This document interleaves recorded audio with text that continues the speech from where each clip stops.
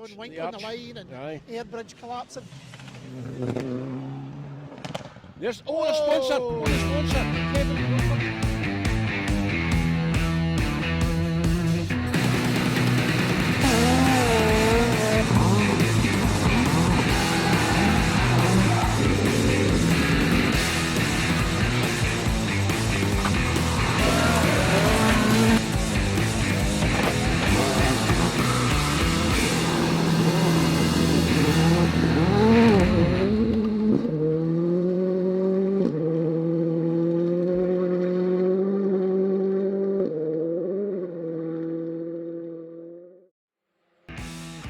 Round 3 of the KNC Groundworks Scottish Rally Championship sees the competitors switch from gravel to the tarmac of the Beatson's Jim Clark Reivers Rally.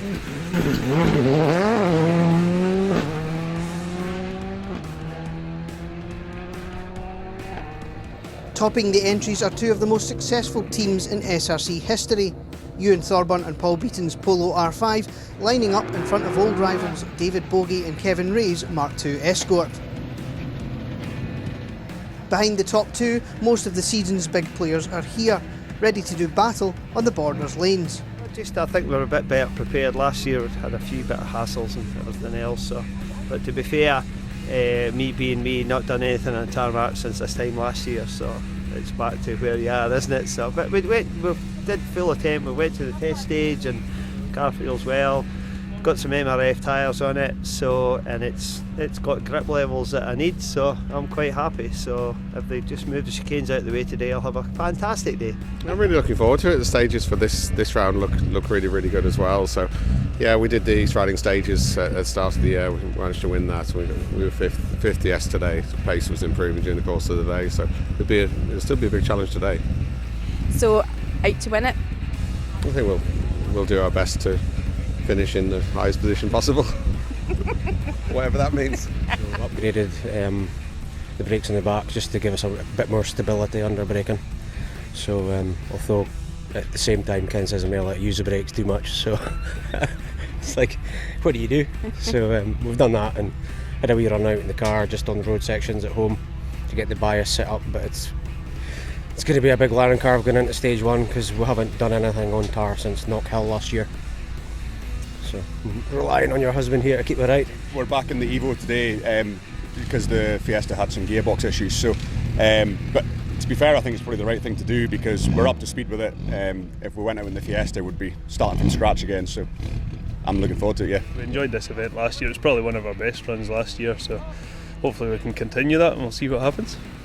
Have you done much testing on tar? I had a wee go at the shakedown on Friday there because we're actually running today. We're trying something different from last year. We've got the gravel dampers on just with tarmac springs just to try and get a bit more travel in the car. And really Friday was just to make sure that it wasn't going to wobble all over the road, and it seems okay. So 3 stages run twice made up the day. The weather warm, dry and sunny.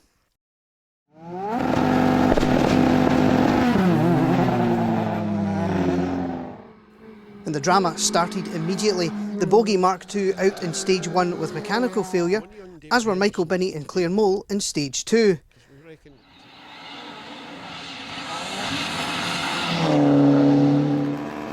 Even less lucky were Ian Wilson and Chris Williams.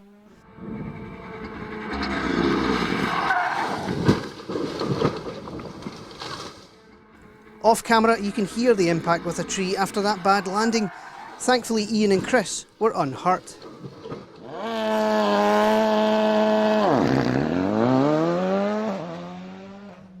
It was Thorburn and Beaton who would take the early lead, fastest by 4.5 seconds in stage 1. Second fastest in 2 and 3, despite a slow puncture, saw the Polo head into service with just a 2.5 second lead.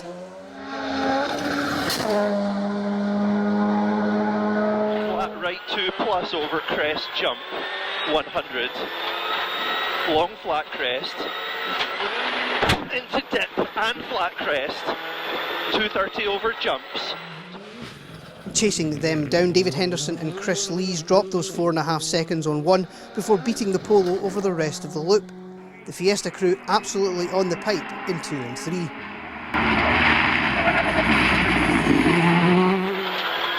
80.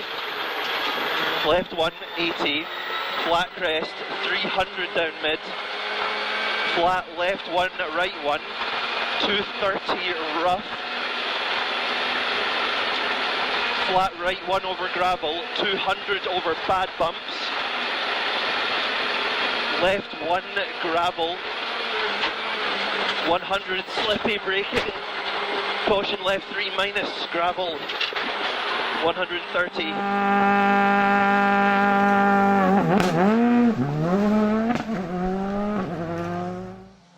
Such was the pace of the top two that third was already 26 seconds back.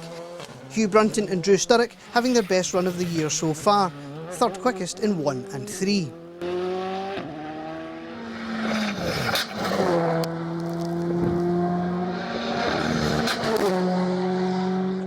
6.6 seconds behind the Fabia, Dale Robertson and Keir Beatson were trying to mix speed with keeping their Fiesta in one piece. A close call with a bank in 3 wasn't part of the plan, but they were fourth, just 1.7 seconds clear of Rory Young and Alan Cathers, the Citroen pilot incurring Alan's wrath after mishearing a note at one of the chicanes.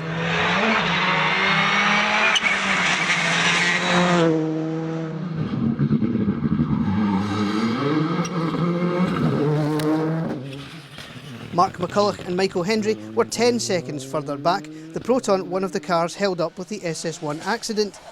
2 was steady, but 3 was good, the new car setup working well on the tarmac. Stephen Petch and Michael Wilkinson were only 4.8 seconds back, the Fabia pilot on his first Clark since 2006. And they were just 0.5 of a second up on Finlay Retson and Andrew Roughhead, the Speyside winner surviving a big spin on the opening loop and looking to alter the car setup at service.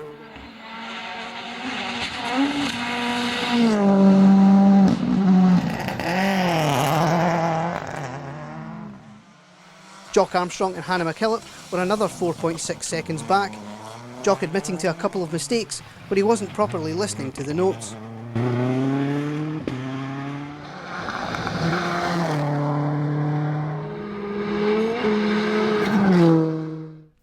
John Wink and Neil Shank's day started quite literally with a bang into a bale. Thankfully the damage was cosmetic and Ken Wood had the duct tape ready to go in service.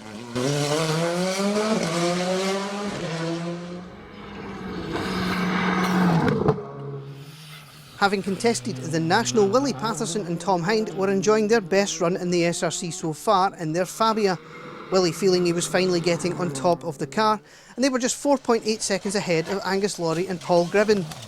The Evo crew another to get held up in SS1, and in SS2 they discovered the rear suspension wasn't quite right. Some adjustments on the road section before 3 helped, and they were looking forward to battling the Fabia in the afternoon.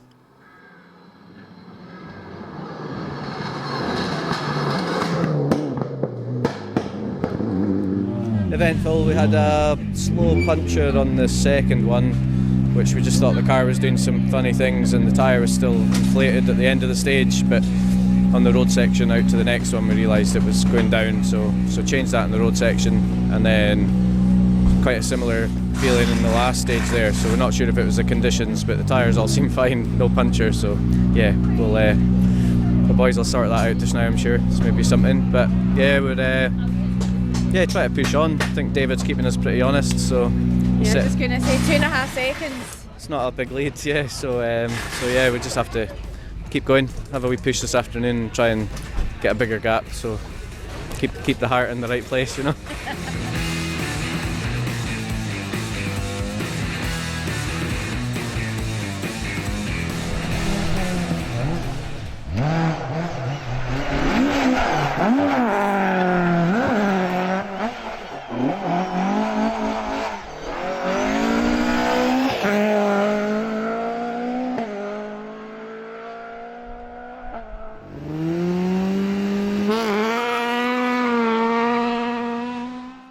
It was probably the perfect weekend for Archie Swinscoe and Jane Nicholl, the Adam taking the Autoshop two-wheel drives, the Alban Garage Challengers and the Moats Offshore Junior win, along with 15th overall.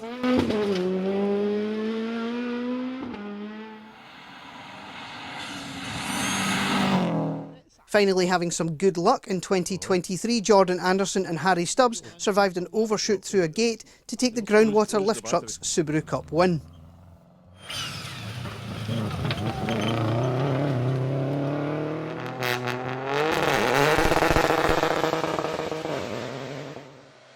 Richard Stewart had Mark Roberts alongside for his traditional run out on the Clark.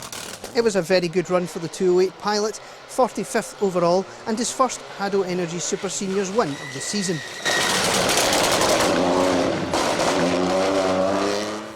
The Clark produced the closest ladies' battle of the year so far, Megan O'Kane taking her first win of the year in her first experience of four-wheel drive power behind the wheel of her dad's Impreza. The O'Kanes holding off Aileen and John Forrest by just 9 seconds at the finish.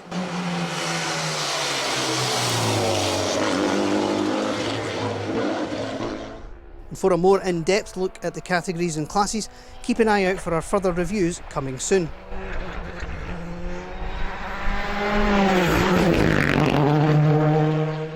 It's white. It is Finlay. The afternoon ended in disappointment for Retson and Roughhead. An overshoot into a field with only 2 miles to go in the whole event didn't seem like a big issue, but they clipped something on the way in and retired with broken rear suspension.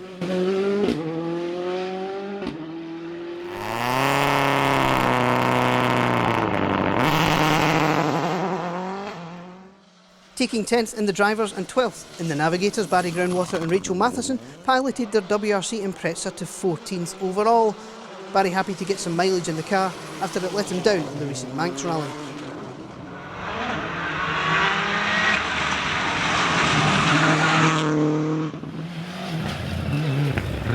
The big battle between Laurie and Patterson was decided by only 2 seconds at the finish, the Fabia finishing 11th overall, just ahead of the Black Evo, after an excellent day-long contest.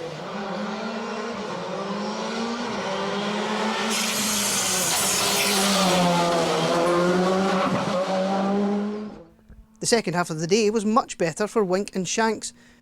John getting some seat time in the car on tarmac with his new upgrades and will definitely be stronger next time out.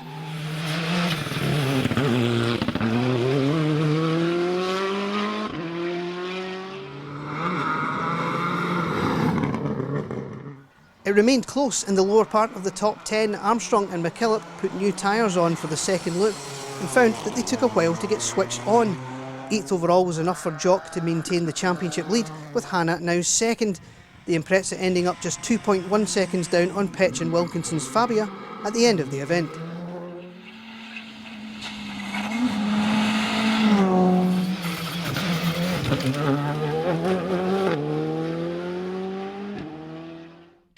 Top non-Pro 4 class car was an excellent result for McCulloch and Hendry, especially given they were adapting to a new setup. With Mark reckoning the car should be even better suited to the next round in Argyll, there'll be a crew to watch at round 4.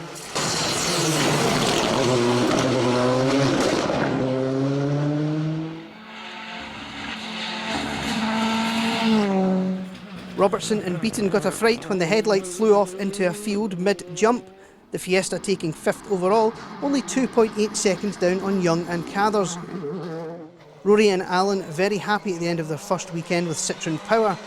This result giving Rory 3rd in the drivers' points, with Alan 4th in the co-drivers.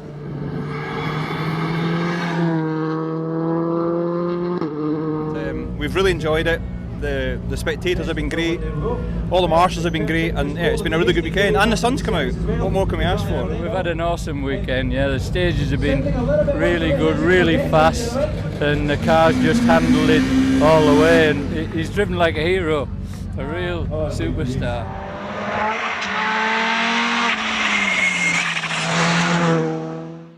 Brunton and Sturrock set a blindingly good second fastest time on stage 4, which gave them a gap to Young and Cathers that they could manage for the rest of the event.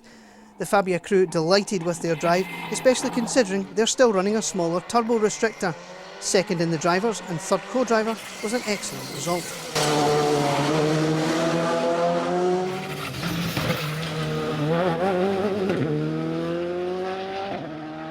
Our target at the start of the year was to try and get on the podium here, so we had a bit of a up and down day yesterday, but today was really good, so kept it clean. We had a really good run over Westrother, the second, well, both runs, but we put the hammer down on stage 4 and got a big gap between the guys behind, so the last 2 stages were just a wee bit cautious. So, but no, I was really happy with that. Yeah, can't wait for Dunoon now. Hats off to you. It's his first time writing his own notes, first time in this car on tarmac, third ever tarmac rally. Well, you know, on multi-venue anyway. So, I mean, he's literally driven the door handles off it this weekend. So, I mean, ask him if he'll buy me my tea tonight. No. So no, it's been a really, really good weekend. Massive positive. Butter me up. Right, so this is Ewan. And that just left the top 2. Thorburn and Beaton struck first, beating the bogey in SS4 and crucially taking 6 seconds out of Henderson and Lees. David and Chris weren't going down without a fight though, fastest on both the last 2 stages and leaving no margin for error. And long left 4, and right 5. 170. The Fiesta closing to within 3.3 seconds at the finish, second overall giving David maximum SRC drivers points, with Chris second in the Navigators. 170. Okay. Christopher, my friend, I had nothing left there. That was on it. I'm really pleased. It was a bit strange, really, because I was obviously in a battle. I was in a battle with someone who wasn't actually in the championship. So for the overall of the rally, I was fighting with someone, and the Scottish thing was pretty straightforward if you remove that bit. So I'm not quite sure how much I won the Scottish bit by, but I was only 3 seconds behind the overall win in the end, which is close enough to taste it but not have it. Loved it, and it's been a battle all day, and just for it to come down to the last stage like that, brilliant, absolutely fantastic. That fastest time in 4 gave Thorburn and Beaton just enough of a gap to hold on for the win in Ewan's home lanes. The new Polo clearly a weapon and giving Paul his second co-driver's maximum of the year, moving him into the championship lead. Paul quick to pass on his commiserations to his other driver, Finlay Wrexham, at the finish.